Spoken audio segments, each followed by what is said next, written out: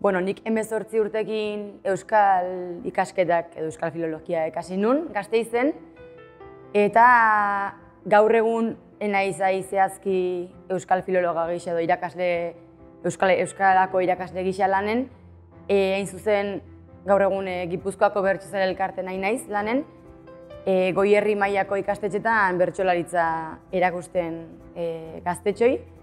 eta hoxe, bakite igual etorkizun baten euskara irakasle bezala bokatuko dutela, baina printzipioz hortan gustora nabil eta hor segiko dugu.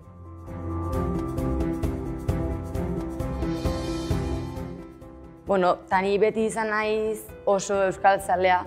eta hainbaten horregatik ikasi dut nik euskal ikasketako gradua, baina hortan eragin zuzena ere badauken nire ustez aztegi ikastolak, izan ere beti izan da